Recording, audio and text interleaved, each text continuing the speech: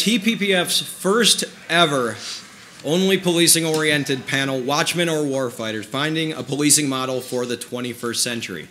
My name is Derek Cohen. I'm the Deputy Director of the Center for Effective Justice here at the Texas Public Policy Foundation and in our Right on Crime campaign. Now, the title for this panel was chosen very deliberately. It highlights the two extremes of the conceptualizations of the police function. That of benign protector, called for peaceful guardianship and only to raise alarm, and that of the combatant, only bristling with war material. Of course, neither of this actually represents the whole of contemporary policing, but the distance between these two plausible bounds is notable. It is doubly so considering the deliberate separation between civil and military force envisioned by our founding fathers, a government structure not of parity between the civilian population and the military, but one of unquestioning civilian supremacy. The first such threat to the hierarchy of civil order and martial force in the Republic. Now, you guys do have to bear with me. We have a fashion show going on next door for some reason. Going there next. Yeah, so we also have to be respectful of Representative Johnson's time that he might attend. The first such threat to the hierarchy of civil order and martial force in the Republic was not before the end of the hostilities themselves of the Revolution. Months before the signing of the Treaty of Paris, Colonel Louis Nicola, channeling the frustration of subordinates who were promised pensions, promised remunerations for their service, sent a letter to George Washington demanding deliverance of their payments for participation in the war, and suggested a military coup d'etat unseating the Continental Congress would be the only mechanism for doing so. It is well known that how Washington resisted the monarchical trappings of Hamilton and Jay, but this Newburgh conspiracy was not the last time a potential usurpation of civilian domination of force actually occurred. Now, the separation actually was strengthened. It was buttressed in subsequent years. The Insurrection Act of 1807 limited the president's power to put down domestic lawlessness through the military. The Posse Comitatus Act of 1878, capping the Reconstruction era and dictating that states shall be responsible for law enforcement in their own territories, each further limiting the potential for martial force used upon the civilian population. However, these restrictions did not actually occur in a vacuum. During the 1956 update of Posse Comitatus, the wholesale professionalization of the police had not yet fully taken root. As the civilian forces grew and advanced in training, technology, and mission scope, the prospective need for federal intervention became less and less. The due process revolution at the Supreme Court actually further strengthened protections for the citizens at the state and local level, and a status quo emerged concerning the role of the police. What the Supreme Court jurists couldn't foresee would be the realities that faced police officers just a few years hence. Heavily armed narcotics gangs, violent left-wing separatists, widespread rioting. These are the few factors that forced paramilitary police units like Daryl Gates' LAPD SWAT unit to gain in popularity and adoption nationwide. Acts of terror like those on September 11th further blur these lines separating police and military. Police departments still are not to blame for this evolution. Society was facing the deliberate targeting of civilian populations for violence, an issue wholly under the ambit of the armed forces, and often a war crime no less. But now from the elements within our own borders with access to weaponry of their own, such as grenades and bombs. The police were the only public actors capable of responding, and they have done so. Unfortunately, this evolution has not been without serious side effect. SWAT-style raids are being used to arrest those suspected of nonviolent regulatory crimes, even if there is no reasonable potential for resistance. Military vehicles and advanced weaponry flow freely to local police and school districts even, without any assurances of proper training or proper application. Just this last year, the Los Angeles Consolidated School District had to return 4 grenade launchers. School district had to return 4 grenade launchers to the Pentagon after a massive public outcry. This is to say nothing of the abuses that stem from practices like civil asset forfeiture, which turn the policeman into the tax collector. And that leads us to where we are currently, a state of perpetual confusion as to the role of the police. The confusion has been divisive. We hear of a war on cops, and there have been targeted assassinations of police officers. Yet in 2015, we've seen to actually be one of the safest years for policing in recent memory. Confidence in the police is at its lowest as it's been in decades, yet we still ask them to do more with less. And that's why we're here today, to dispense with the caustic rhetoric and discuss this as a matter of public policy. How should the police go about their job? What should that job be? And we're on the continuum between Watchmen and Warfighter, should they fall. With that, I'd like to introduce our first panelist. To my left is Matt Miller, the managing attorney for IJ Texas, the Institute for Justice. Matt is litigated to defend property rights of craft brewers and victims of civil forfeiture. I take the former more so than the latter. Dallas small business owners, an internet veterinarian, New Orleans tour guides, the economic liberty rights of orthodontists, computer repair technicians, and food truck owners. Matt has testified by invitation on numerous occasions before the Texas legislature and has advocated for bills that would expand the liberty and protect the constitutional rights of Texans. Matt is the president of the Austin's Lawyer Chapter of the Federal Society and a board member of Americans Future Foundation. Ladies and gentlemen, Matt Miller. Thank you, Derek, and thank you to TPPF for inviting me to speak on this panel. It's very nice to be here. It's an honor to be here with my fellow panelists. And my hope is that we can have, as you said, a productive and civil conversation about the role of policing in America. I'm coming at this from the angle of civil asset forfeiture. The Institute for Justice is a nonprofit public interest law firm. We practice constitutional law, and one of the areas that we work in is private property rights. We were the law firm that litigated Kelo versus New London, and we were involved in a lot of the eminent domain reform that went on in the years after Kelo, including reform in Texas for 3 consecutive legislative sessions. On eminent domain abuse, we mostly won that battle. We didn't win Kelo, which sometimes people forget, but 44 states reformed their laws after Kelo was decided, and Texas was one of those states. And eminent domain abuse still occurs, but it occurs much more rarely than it did back when we first filed that case. So we have turned our attention in the area of individual property rights to civil asset forfeiture. And we've been working in this area for, well, I guess over 15 years now, but we've been focused very heavily on it for about the past 6 or 7. Does everybody in the room know what civil forfeiture is, or would you like me to give a brief explanation of it? Why don't I give a brief explanation? So civil forfeiture is the ability of the police, it can be local police, state police, a lot of different federal agencies, including the IRS, to seize and then forfeit private property. Now, that can be done criminally, through criminal courts when someone is convicted of a crime. It can also be done civilly, where the police file a civil action against the property itself. So you'll see that these states have weird names, like State of Texas versus 1 Chevrolet Silverado, or State of Texas versus 1 parcel of land.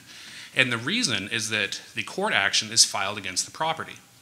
And traditionally, the allegation is that the property resulted from the fruits of a crime. It was involved in a crime somehow, and therefore it is illegitimately possessed by the property owner, and the state has the right to seize it, and then by proving up their case in a court of law, to forfeit it, and to keep that property or that cash, and then the property owner would be deprived of it. A couple of, I think, ground rules that are worth agreeing on. I don't think anybody has an issue with the police engaging in criminal forfeiture. If someone has actually been convicted of a crime, take the property that's related to that crime and keep it. Nobody disagrees with that. The second point is that police and prosecutors need whatever tools they need to do their job effectively, and nobody disagrees with that. But civil forfeiture has expanded greatly in this country over the past decades. And you now have people whose property is seized and forfeited who are never even charged with a crime. So you've divorced the criminal element from the civil forfeiture itself. And the law provides for that. The law provides that if you get pulled over for speeding, if you get pulled over for some reason, you have a large amount of cash in your car, the police can take that cash, keep it. You go on your way, you pay your speeding ticket, you go on with your life.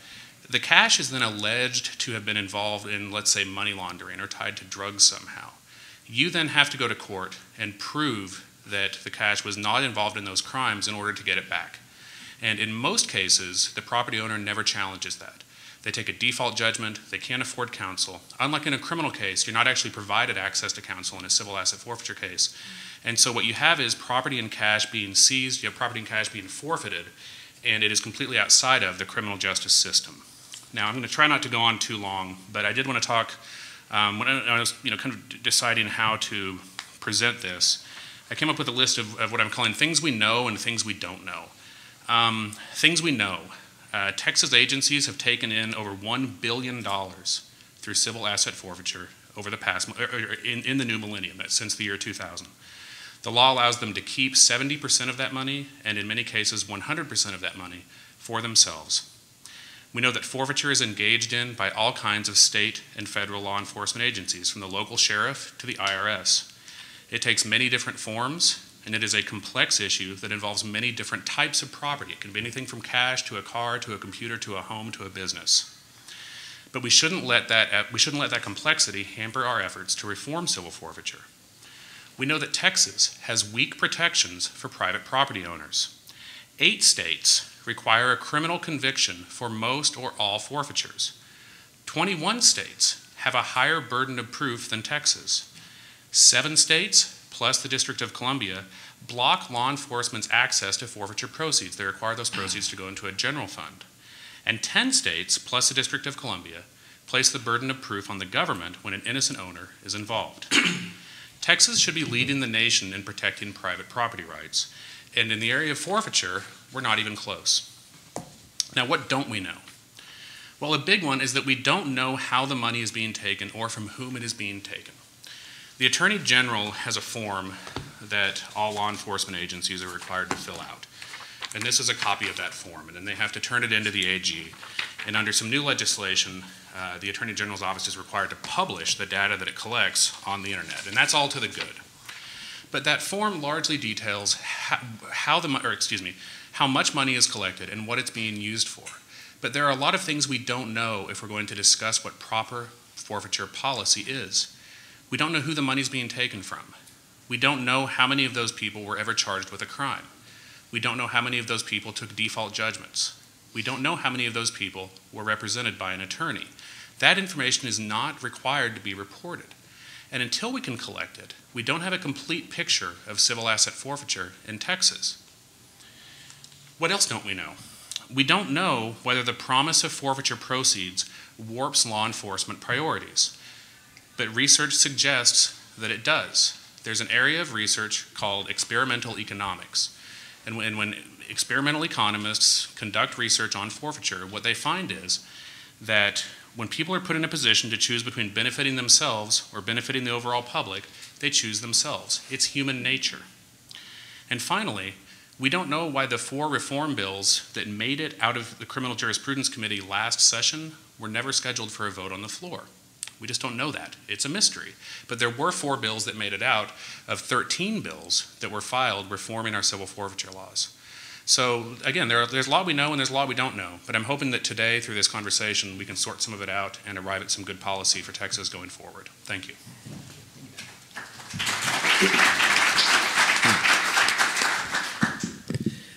Well, thank you, Matt.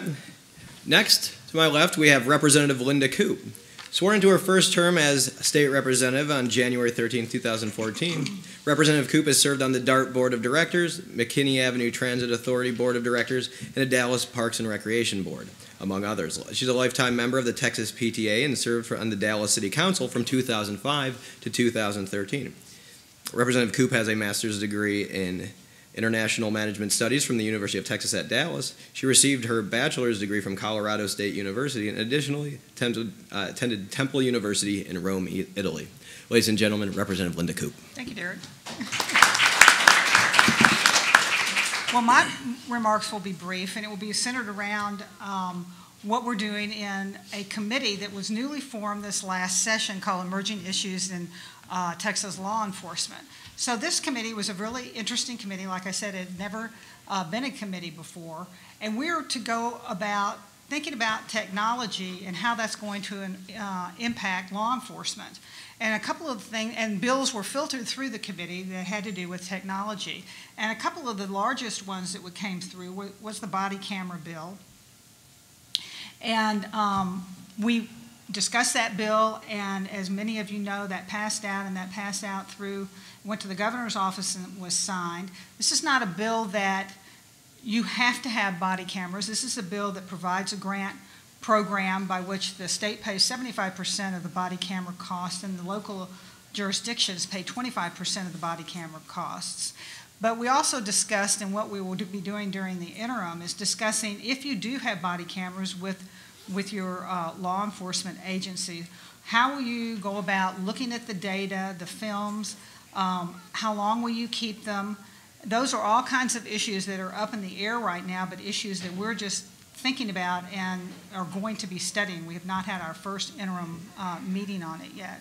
Another interesting topic that we were discussing are drones and how drones will be used in the future. Will they be used for law enforcement? How will the press use drones with cameras and sound equipment and that kind of thing? So these are issues that it's a very exciting time in our history, I guess, because we have never had these kinds of technologies before, and they're moving very, very rapidly. And how will we all adapt, whether you're in law enforcement or the everyday citizen or the press, how will we all adapt to that, and what should be the proper role of as we move forward? So those are the kinds of things that we'll be discussing today with the committee I was on. Excellent. Thank you, Representative. Thank you. Our third panelist is Representative Eric Johnson, representing District 100 in the Texas House. This includes parts of Dallas and Mesquite. He's a vice chair of the House Committee on Economic and Small Business Development, a member of the House Committee on Homeland Security and Public Safety, and a member of the House Calendars Committee. Recognized by the Dallas Business Journal as a class member of their 2014 40 Under 40, in 2012 was named named to the American Council of Young Political Leaders. A graduate of Harvard University with a degree in history, then went on to earn a law degree from the University of Pennsylvania and a master's degree in public affairs from Princeton University. Ladies and gentlemen, Representative Eric Johnson. Thank you very much, Derek. I appreciate the invitation to be here with you all day. I've never actually participated in a TPPF event, so this is my first time, and I'm really glad to be here, so thank you very much. I have some prepared remarks I want to go through, then I guess we can take questions on remarks or anything else. With high-profile police and citizen interactions grabbing headlines around the country, it's never been more important to discuss the role of law enforcement and the policies that better enable the police to keep our communities safe. And as lawmakers, we have a responsibility to adapt our policing models to the challenges and the opportunities that we have here in the 21st century. And one of the best things I think that we can do to establish an effective policing model for the 21st century is to make sure that we base any changes that we make on the best data available. And I think that's really important. We've made a lot of policy in the criminal justice arena over the past several decades, based a lot on reaction to emotion and rhetoric, and not a lot of facts have been involved in making some of these public policy decisions in this space. So I'm glad to see now that organizations like TPPF and lawmakers like myself and Representative Koop here, as well as members of the community at large, are working together now across party lines, across ideological lines, to try to come together and address some of these criminal justice related issues where data and being smart and using the best information available would be of great use, particularly given, like I said, some of the reactionary, emotional bases on which we made some criminal justice policy going back a few decades ago, particularly with respect to drugs and things like that. So this thinking, this idea that data and information is so important in this area of criminal justice is what inspired me to file House Bill 1036 last session, a bill that I'm sure you remember. It's a new law that's actually effective now that aims to establish transparency and accountability in policing, in particular in the area of officer-involved shootings. This legislation makes data on officer-involved shootings more readily available to the public in order to gain a better understanding of the prevalence of officer-involved shootings and to observe any trends that may be reflected in the data to inform future policy. Policies like this, in my opinion, serve merely as a starting point when we simply don't have enough information to make appropriate changes. And what I mean by that is, I think too often, and I've been thinking a lot about just how we approach our job as legislators sometimes, and I think we jump in oftentimes with an intent to solve a problem without really doing the necessary, I guess, assessment of the facts, just to figure out what does it look like on the ground, get our arms around a situation before we go barreling in trying to solve a problem. And I think that's certainly true in the area of criminal justice. So what House Bill 1036 does is it pushes for the reporting of information related to officer-involved shootings that occur in the state of Texas, that at the time we passed the bill, none of this information was required to be reported anywhere to anyone. The FBI, no one had any responsibility for collecting this information. And so recently, since we've actually passed this bill, the U.S. Congress has had legislation filed in it that is very similar to what we did here in Texas. So we've been kind of a first mover in this area in some ways. And the FBI recently, you may have heard, announced within the past few weeks that it is going to begin tracking this information as well. So we were kind of out front on this, but I think it's important that in Texas that we try to set the example and take the lead in this area, and that we not allow ourselves to be put in a position where we're reacting to situations that are going on like you see around the country. So I'm glad that we were able to legislatively jump out on this first. So both my legislation and the FBI's new reporting requirements are going to help us bridge a data gap that seriously curtailed our ability to legislate in this area, and has left citizens in particular concerned about a lack of transparency and accountability with respect to officer-involved shootings. There's already a lot of existing data that's been gathered by two news agencies. I don't want to pretend like this data doesn't exist in any form. The Washington Post and The Guardian specifically have been collecting data on the deaths of peace officers and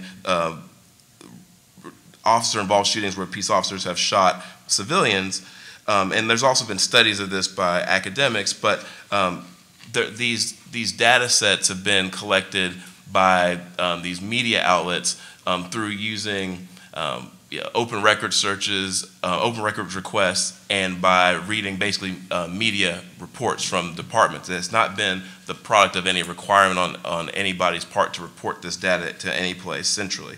So if we look at the Washington Post data on officer-involved shootings from 2015, we already know one thing just from looking at this data set, and that's that law enforcement certainly needs to examine how they deal with mentally ill suspects, number one. There seems to be a real, a high number of data points in the data set where the suspect that's been killed by the police has had a mental condition. And also, we need to have law enforcement really look at how they deal with suspects who are fleeing. We've found a lot of these situations have actually involved suspects who were fleeing the scene of an alleged crime. This analysis of the Washington Post data also reveals that if you have a video of a violent encounter with a police officer, the likelihood of the officer involved being indicted goes up a tremendous amount. So the number of indictments that occurred last year in 2015 actually increased 3 times over what it had been in previous years. And so there is something going on with this prevalence and this growth of, like you said, the technology related to both body cameras and civilian video, which is one of the reasons why I actually filed a bill last session to try to clarify what the First Amendment laws are related to a civilians' rights to film the police. We obviously didn't want civilians being able to meddle in the police doing their work, and there's this tremendously delicate balance that we were not able to find, actually. We ended up actually making everybody mad. We made the civilians who wanted to film mad. We made the police mad, which probably meant it was a good bill. But we were trying to increase that pool of video footage, that data that would be available to the public in these situations, and so that these officer-involved shootings would actually result, when they needed to, in an officer being indicted and brought to justice if they were actually, in fact, in the wrong. The Washington Post data also revealed that peace officers were under attack or protecting someone who was under attack in about 3 out of 4 officer-involved shootings, and that in about 9 out of 10 of these cases, the suspects who ended up being shot by the police or killed were actually armed.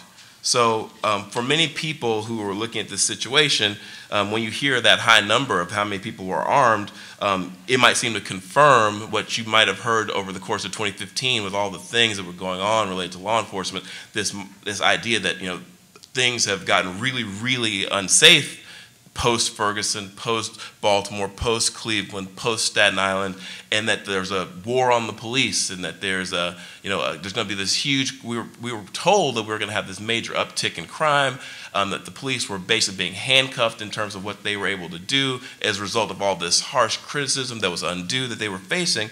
But the data actually, again, actually tells a different picture about 2015. What we found is that as far as deaths of police officers are concerned, 2015 was actually one of the safest years on a record for law enforcement. It's actually the second safest year in history since they've been recording these statistics since 1870. So despite what you heard in the media about what was going to happen post Black Lives Matter and other groups who were out there shining a light on maybe what was going on in law enforcement and how this was creating this chilling effect on law enforcement, and that the law enforcement agents were now under siege and at tremendous risk, the reality is it was the second safest year in the history of law enforcement in terms of gun-related deaths.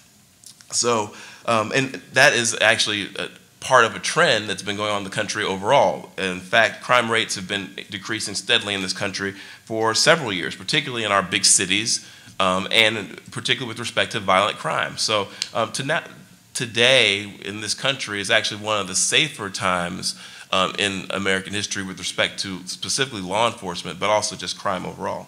So besides these insights, we can also expect to learn in coming years, once we get more data on these encounters with the police, these violent encounters with the police, we can also, beyond those, look to existing research that we already have to help us find this new policing model for the 21st century. And I came across a very interesting research paper during my research for this talk that was put together by the President's Task Force for 21st Century Policing, very aptly titled Task Force. They're asking the same question at the federal level. What does the new policing model for the 21st century need to look like? And basically, the conclusion of this report, and I tend to agree, is that the 21st century policing model that we should be striving for is one that could be best described as a community policing model. And a community policing model means one that is a policing model that's centered on fostering trust and collaboration between law enforcement and the people that they serve. And what we can go into more detail later on about what that means. It's kind of a it's an amorphous definition, but it's amorphous by necessity because every community is going to be different.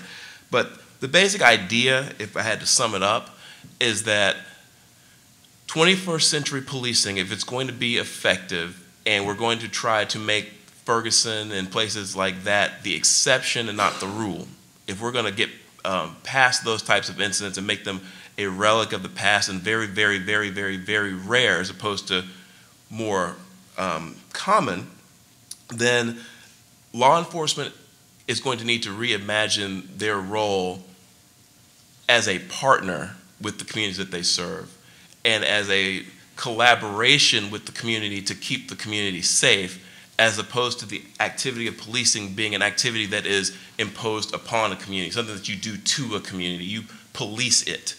So rather than viewing policing as something that you do and crime suppression being sort of the way you define the objective and you apply techniques to a community to achieve the goal of crime suppression, we're going to have to look at law enforcement as a public service, treat these people with respect and dignity, pay them appropriately for the level of risk that they take on, and encourage them to view their jobs as one where they are partners with the communities that they work in, and that they are going to work with the leaders in that community, the community leaders, the kids, the seniors, everyone who has a stake in that community. They're going to partner with them in the shared objective of keeping that community safe. which is going to require a couple things to happen internally in law enforcement, mainly with respect to, I'd say, training, because it's a slightly different approach to the job. And it's going to require some commitment of resources to compensate folks for the extra time and effort that this takes. Because this is beyond merely crime fighting in the pure sense of the word, slapping cuffs on people and taking people to jail. This is about developing relationships with people, longitudinal relationships, a commitment to policing a certain community over a certain amount of time with the same officers, making people commit to 5-year stints policing the same area so they can develop almost political relationships with these folks. That's going to require more commitment of resources. It's going to require a reconception of the job to a certain degree. And it's going to require compensating these people or creating incentive models within police forces that are different than police have traditionally been used to analyzing. They know how to count arrests. They know how to compensate people for collars. They don't necessarily know how to compensate people for kids who made it to, or transported to school back and forth safely and no one got shot or killed in gang-related violence that year or that month, or how many relationships you were able to make in the community, or how many bad things you averted happening, how much the deviation from the average or the norm or the mean is for that community that you are responsible for. So it's going to require some creativity in terms of how to compensate these officers as well. So with that said, I think that we've made some really good strides in the legislature. I think your committee is to be commended for some of the bills that you guys passed out, and that we've made some steps towards greater accountability and transparency, but we're going to have to stay focused on this, I think, because I don't think this is going away on its own. I think we're going to have to continue to work hard to think about what we want to ask of law enforcement and whether or not what we're going to ask them to do in the 21st century, throughout the 21st century, is something we're prepared to adequately compensate and remunerate them for. Excellent. Thank you, sir.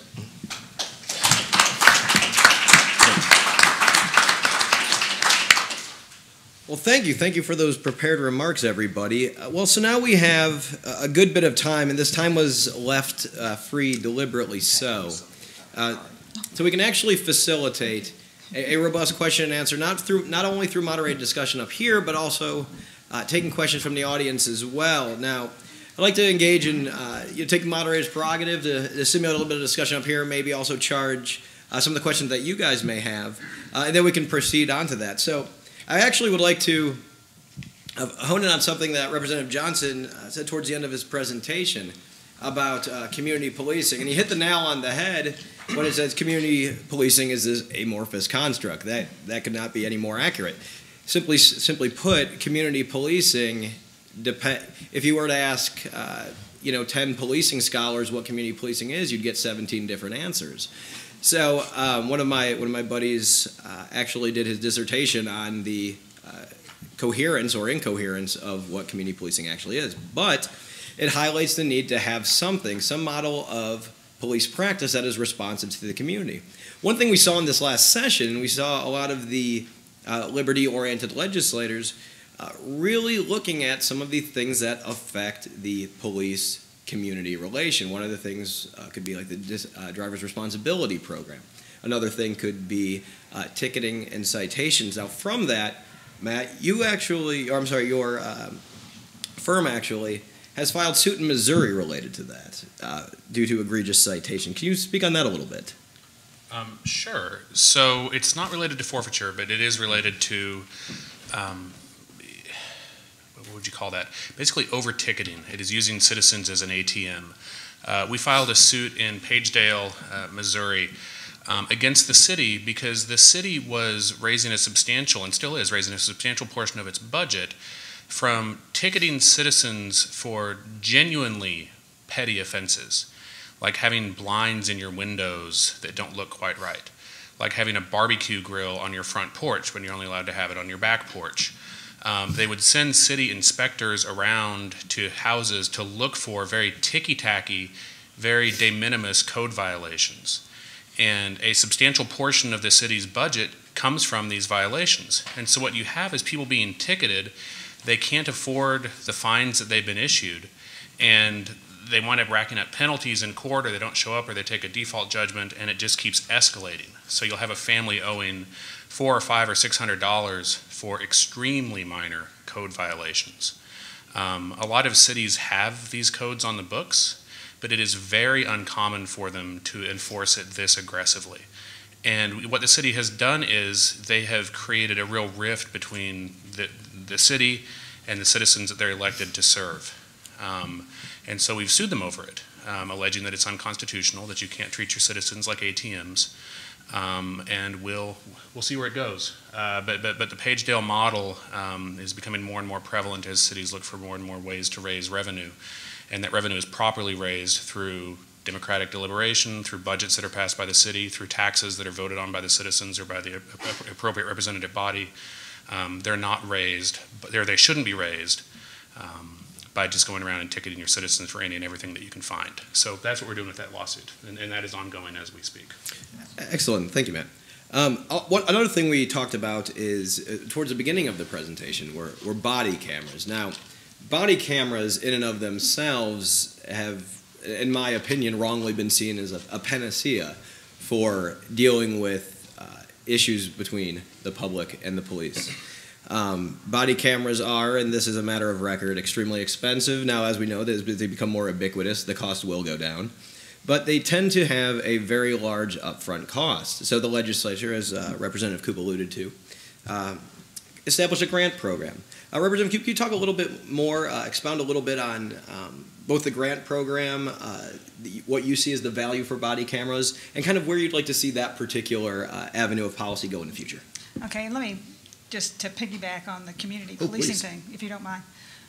When I became a Dallas City Council member, I guess it was 10 years ago, Dallas had the highest crime rate of any city in the nation.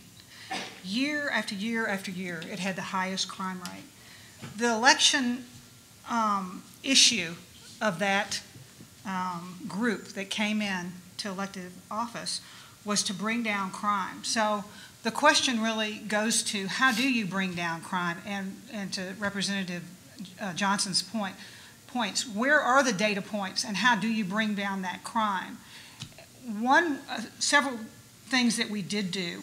One is that there is a substantial amount of data on how many police officers in large cities, it's different in small cities, that you need in a police force to actively cover your area. So we increased the number of police officers. Another thing that we have in the city of Dallas, and a lot of big cities have this too, the fusion system. So on a great big board, any given morning, if you go down to the central police station, you will see where all the crimes, major crimes happened, and you'll be able to see visually where a lot of those crimes are clustered together. Thus kind of a data point, visual of it. And how we have managed to bring down crime is to attack it at those areas on the geographic map that have the highest amount of crime given that day or given that week, that we put more officers in there. And that has been proven to be a really good barometer of how you bring down crime. And the third thing that we did in order to bring down crime was that we did go in with the community. Community policing has all different, as Representative Johnson has said, all different kinds of permutations of what what it actually means, the definition of it. But I can only speak to a large city of how we used engaging the community to help bring down crime. If you go to the App Store, you'll see I Watch Dallas. You can download that app, okay, on your iPhones or your mobile devices. If you as a citizen see something that you think is unusual, you can just take a picture of it, or you can put it into your app and send it to the police department. Not that they're going to do anything with it right away. They are looking just for intelligence on things. Where it comes into play is in a lot of the burglaries of homes and that kind of thing. They go back in those areas and look to see, was there anything going on in that area at that time that people were trying to make us aware of? You would really be surprised at how you can catch criminals using those kinds of methodologies. Another methodology we did is we went by and we knocked on in a high crime area, an apartment complex. I did this over a weekend as well with the police, knocked on everyone's door in the apartment complex, asked them, were there issues, of crime in your area that you're aware of? You would be surprised how many people told us who the drug dealers were. I've witnessed this. How many people told you the guy that had the pickup truck with all of the equipment in it, the TVs and stuff, he seems to be turning that over every other day, and where the prostitution areas are.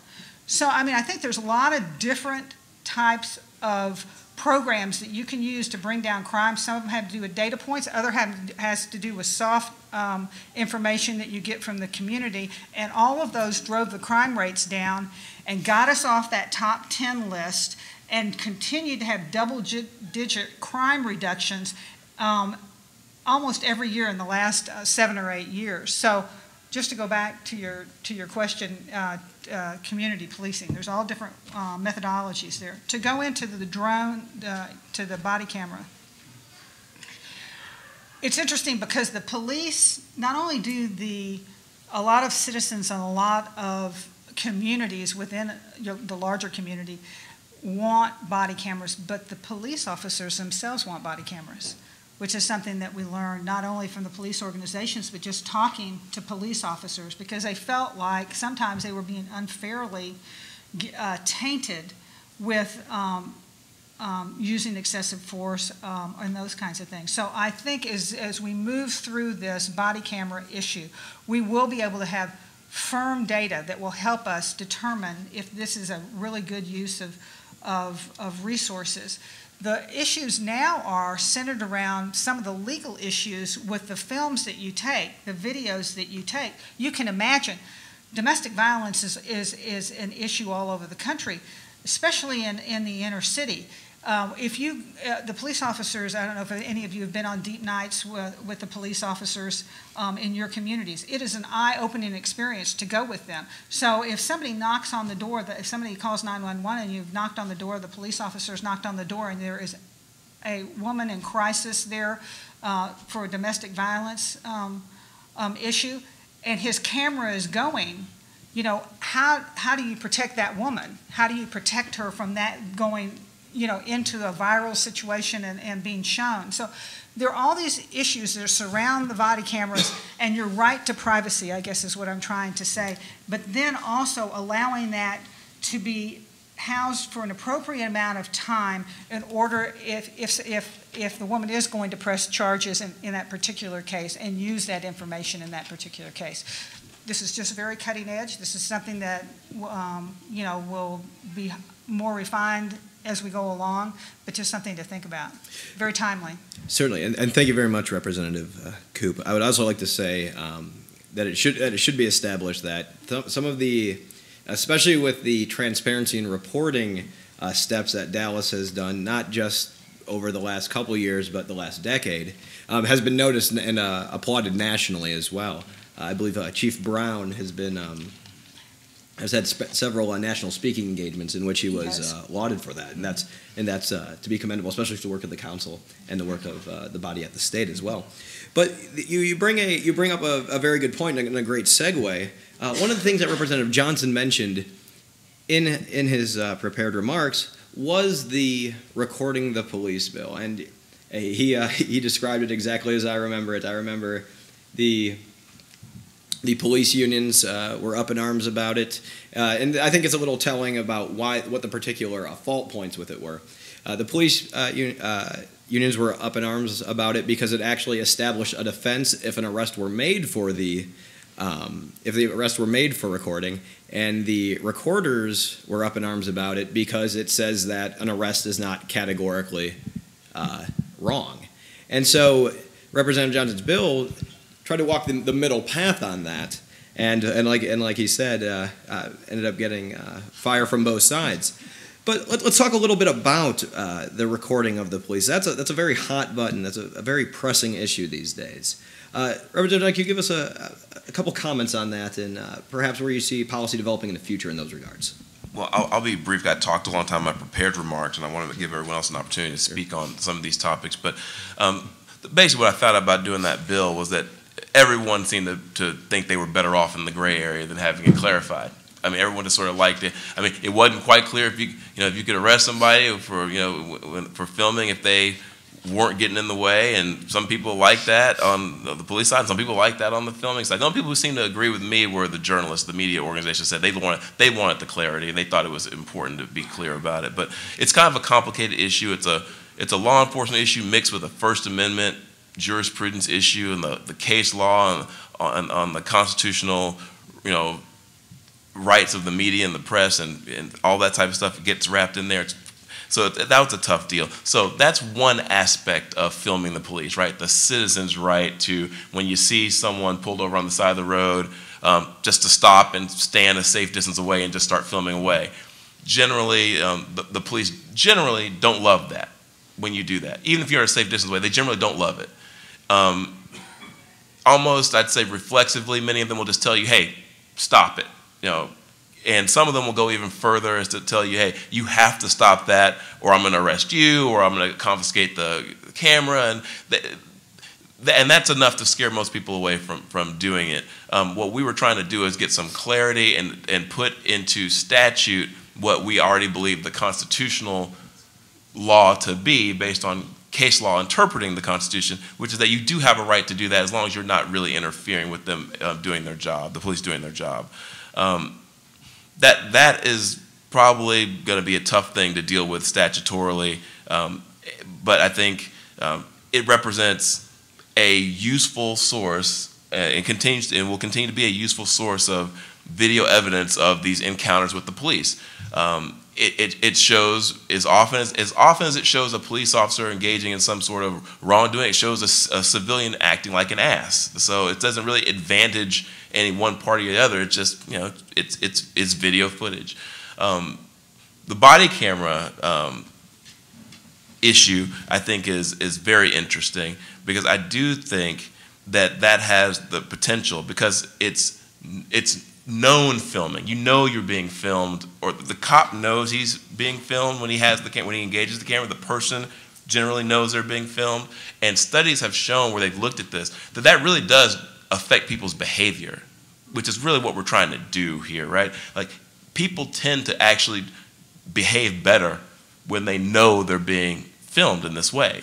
The police tend to be slower to use force and more, like I tell my 20-month-old, we're trying to teach him to talk, use your words. They tend to use their words more and try to get you to comply a few more times with verbal instructions before they just resort to force. And civilians tend to act a little better too because they know they're not going to be able to claim later at trial, well, the cop did this and he called me that and he said this and he did that. It's like, it's on tape, bro. I mean, it's not. We're not. No. Your brutality cases don't even. It doesn't get filed when there's a tape there. So I think that video evidence obtained through body cameras, potentially very useful, not just because it's evidence after the fact, but because I think it will change behavior. I think it does change behavior. Excellent, thank you. I'd actually like to open it up for a question and answer from the audience now. Chris, if you're ready, we have Mr. Keats right here. Thank you. A short statement that's the question, and it's two questions for the two representatives. I think it was Pew Research Survey did a polling of people in high crime areas and what their view of the police were. And the younger they were, the more irritated they were with the police. The older they were, the more they said, hey, I'm glad they're there, man. I'm the victim of the crime. And so it was fascinating to see that same community, same neighborhood, all that sort of stuff, but boy, the views changed dramatically based on age and who were crime victims. So that one question is, does that relate? And the second one is really, I've been very active in prison ministry for some time, and if there's one thing we've discovered, and I'll use one Texas prison in particular, is the Hughes unit in Gatesville, which is maximum security. And if I could say gently, they say pretty much 20-year minimum, but at the Hughes unit, the 20 years minimum really is not much of an issue for most of these guys. But if there's something we have figured out in getting to know a ton of serious criminals, and I've jokingly said to my wife, I never thought I'd have so many good friends who are murderers. But the non-existent family structures, we're talking about what are legitimate problems here, but to me these problems are actually almost a symptom of what is the bigger issue, which is if I had done what half of these kids did, my dad would have slapped my ass silly and I'd have never done it again. These kids don't have dads. And so it's the two questions of one, the age, but the second one is if we don't do a better job of dealing with what in many cases is the real core issue, which is there is no role model. These kids don't have any real parents. You guys can do a great job, and it's irrelevant. Okay. Yeah, it is a symptom of our society, which is really too bad. Let me address a couple of programs. I don't know that I can solve the second part of your question there, but boy, the acknowledgement of it is really true. I totally agree with you on that. Let me just kind of tee up a couple of programs that I think have been helpful in the city of Dallas. So you may have heard of Operation Blue Shield, and it was started by Tony Brinker Pickens last year. And as a matter of fact, she came to Representative Johnson and I and others and said that she wanted to do something to help bring the community together with law enforcement outside of a program that costs money, government money and that kind of thing. And she began that program, and it's been very interesting to watch it take fire, where she tries to bring the community and law enforcement into a conversation in every part of the community. It's gone nationwide now, but originally it was just in Dallas. And bring the community together with law enforcement to discuss issues, kind of almost what you're saying. Do you have children in the community that are running, that don't have proper oversight? Is that an issue? Do you have law enforcement that is being too aggressive with the community? Do you have a relationship with law enforcement? And she's done it a lot through the churches. And so the churches are beginning to swap on any given Sunday. You'll see in Dallas, they will swap children in Sunday school with another church that's completely far away from them to give them a good, talking points with other children, but also to bring in the officers and their spouses and their children to talk about the difficulties it is to be a police officer. And you would be surprised, she's gotten speakers from all over the country too to come in as well, but you'd be surprised how effective that program is, and you can go to it on the internet and be supportive of it. It is just a program that a lot of communities are asking for. How do you develop a program like that to have a conversation with the community and really ferret out some of those issues between the police and the community? And the other thing that we have in the city of Dallas is called the Koop Police Institute. And the Koop Police Institute is actually an institute that was founded by a prominent family in Dallas. They gave a lot of money to this institute.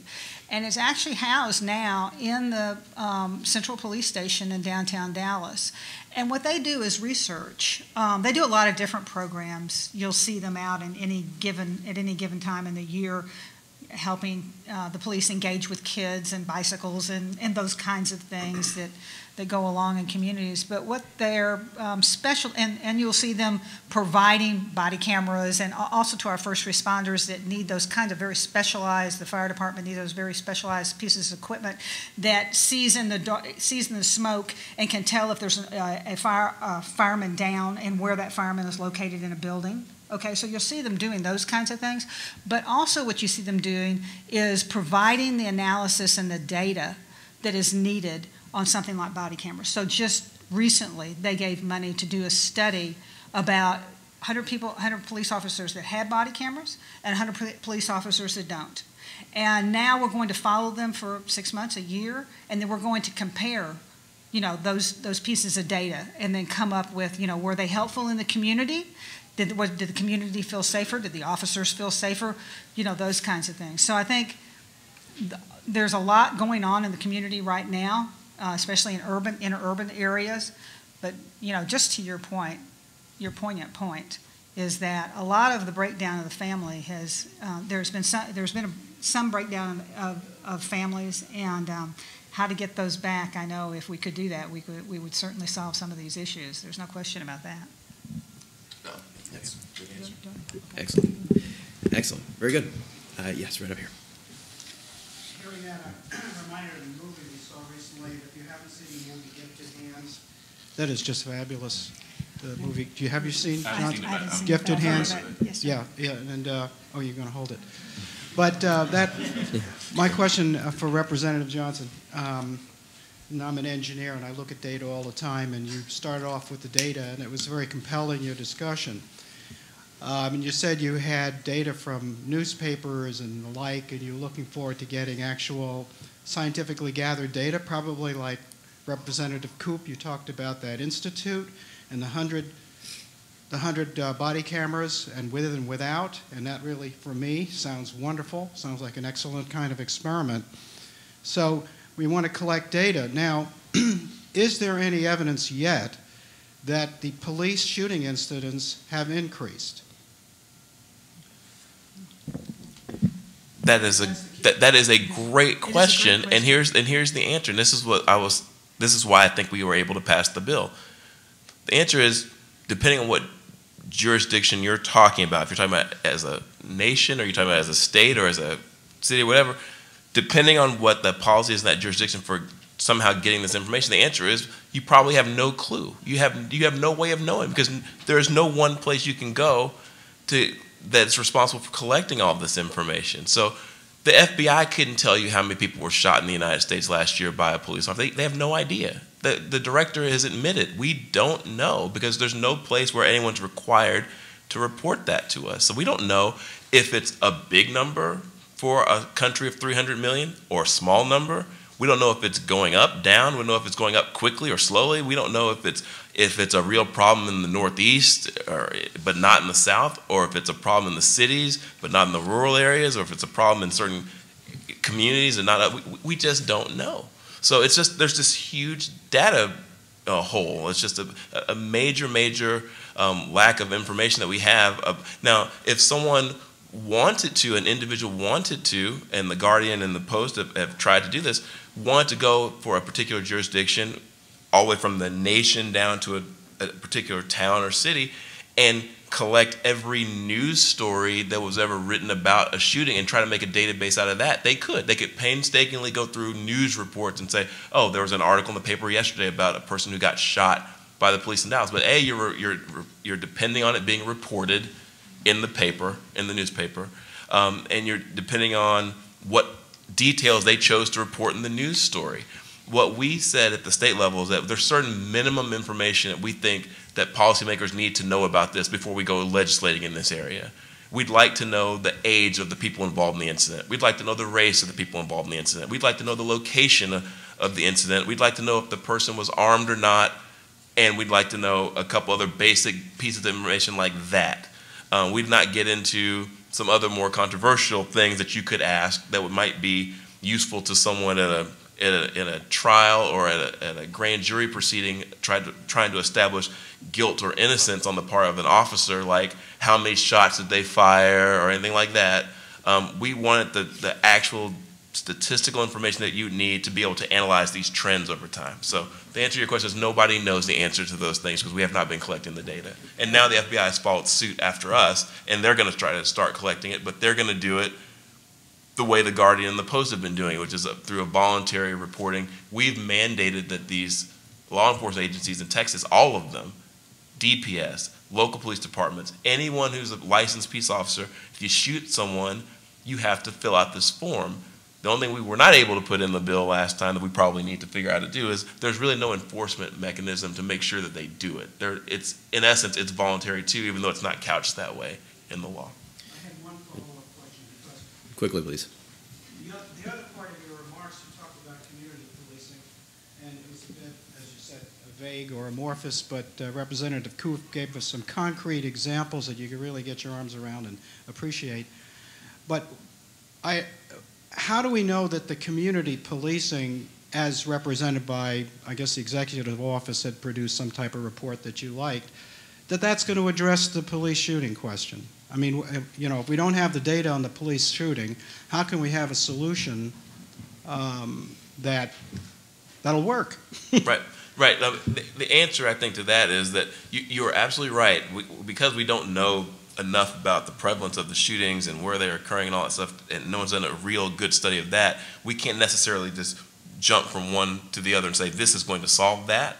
But we have to be proactive and make an educated guess as to what model to apply to our policing, to hopefully bring about that effect. And so the part of the community policing model that I think is the key and that I believe is likely to result in a positive impact on the police shooting incidences is the fact that it involves a change in the approach to the job on the part of the officers. It basically involves a heightened sense of public service in the job as opposed to merely being I don't know if you saw Star Wars: The Force Awakens, but you're not just a stormtrooper out there just with a mission to go and suppress crime mindlessly. You think of your job as more of someone who has a responsibility, a shared responsibility with this community to keep it safe, and you have a more high-minded view of what your role is in the bigger picture and in the criminal justice system. And you're trained more appropriately for that type of work. So you learn more about conflict resolution and mediation. You learn more about adolescent brain development, things like that. So you understand that a popping off teenager is not necessarily a threat to life and limb. So you apply some of those training techniques, and then hopefully that results in a smarter officer with a more robust view of their job. And that's what. Have you ever watched Blue Bloods? No. Well, it might give you an appreciation for what the cop on the beat is up against, and the fact that they are into community policing. They view themselves as more than just somebody with a gun who's going to pop off teenagers. So I think you're being unfair. Well, I didn't say that the police officer is just there to pop off and shoot teenagers or whatever you said, but I said that what we want is a model that promotes more of the former and less of the latter. It's about the model. I don't know about any individual officer's intentions. My father's a police officer, so. Let's go to Dr. Ruger here with a question. Hi, Will Ruger from the Charles Koch Institute and a former resident of Wimberley, one of my favorite places on the planet. I really want to applaud you for the title, Watchmen or Warfighter. That's great, and also for the great discussion we've been having up here. But I did want to ask a question, particularly about that warfighter aspect, which you haven't really talked so much about, which is, could you guys comment on the equipment, weapons, and the tactics that are being utilized, particularly by SWAT teams, and whether that is a problem that we're seeing here in Texas and nationally, particularly when we see issues with no-knock raids in terms of tactics, with the purchase of Bearcats or getting them free from the federal government. Are these problems that you're seeing, and how might you resolve those here in the state of Texas? Well, I guess I'll take that one then. Dr. Ruger, that's a very good question. I think when you're talking about the material being passed down, you're referring to the Pentagon's 1033 program. Just for everyone's public consumption, the 1033 program is when you have excess military gear, say if it's long rifles, armored vehicles, whatever the case may be. I mean, obviously there are certain exceptions that certified law enforcement agencies can apply for this and get it free of charge. Now, obviously, they need to undertake whatever armoring or weaponsmithing costs will come with maintaining that, but in other words, you're actually not paying full freight for the item itself. And so this has been controversial in several spheres. I believe, I mentioned in my opening remarks about the school district in California that had to send back their 4 grenade launchers. Now, when I say school district and 4 grenade launchers, please don't think that the police were shooting fragmentation grenades into schools full of little children. It's a vector for tear gas or smoke delivery. More importantly, though, to think of is why would this advanced tactical material be needed by a school district? I know, just looking through some of the 1033 data for Texas, we don't really see. You do see a couple small arms going to the school districts, the M9s. These small little Beretta handguns.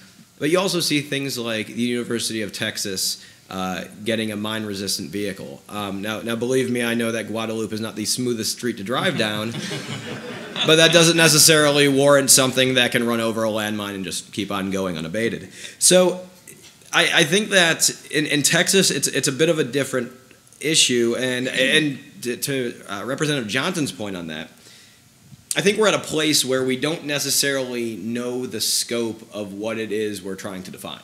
You know, we do see public information requests come from the Pentagon down and say what, material has been handed down to the what district, but we don't see how is that being used at all, how it's being used, is there any training pursuant to that? And I think that's something that could definitely influence the next legislature, is how are we actually, what is the transparency surrounding that? And I think that would be a good first step from my non-legislative lay opinion. Yes, ma'am. I have a couple of questions. I'll go quickly. One of the things is, I think something that would go a long way to engendering trust between people that are getting stopped on the road by a cop car behind them running the lights is if police would be willing to show their identification and identify themselves, who they are. Because if I'm a woman and it's late at night and some big guy's coming up here, I'd like to know who he is, really. And how do I know he's not somebody that didn't kill a police and put on his uniform and come over? So to where they don't consider it to be a confrontational thing. Can I see your ID? Can you tell me who you are? And I don't know why everybody's so scared about doing this, but I really think it should be done. If they're going to be a police and they're going to have guns that they can point at you and they're going to write you tickets for money, I think they should be able to identify themselves. And I think that should be legislated, Mr. Johnson. I think this is a good thing to put into some legislation. Another issue is I hear about police shooting dogs all the time. Dogs are like people's children. Sometimes they have dogs longer than they have their children. And if they're going up to a house and if they're scared of dogs, maybe they should get a job where they're not so scared of little pooches. I'm really sick of hearing policemen shooting dogs. A third thing is prison for profit. I heard that there was some contract signed for private prisons, but they wanted a guarantee that they would be 90% full. Does this not incentivize more arrests to fill a contract with a private prison company?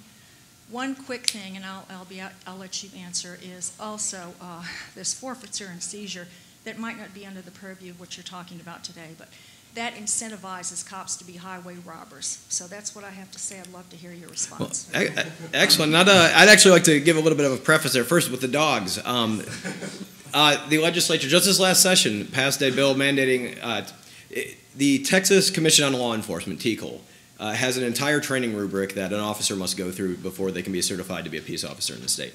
Just this last session, 2 additional credit hours were added simply in dealing with canine encounters. So they heard those cries at the legislature and they reacted. And even in the forfeiture arena, you were talking about highway robbery. The Tenaha case from 2007 was the really what really stoked the public's passion about that. Now there's still clearly reform left to be done. But the legislature in 2011 had addressed the most pernicious abuses of that, or at least made it harder for those to take place. But this does lead to a pretty good question from the training perspective. You know, we do have almost this culture legislatively where we have an issue that happens and we try to react, and rightfully so. We don't want to try to cover all bases without any justification, but we have an incident, we try to react to it, and we add a block of training hours to the TCOL requirements. And this happens again and again and again and again. When this keeps going, I mean, it's pretty soon going to take a year and a half of full-time training just to become a police officer.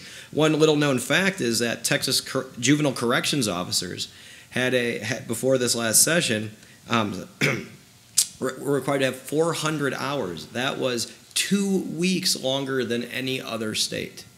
Any other state in Asia. So in regards to the training hours, where do you think there are some efficiencies to be had?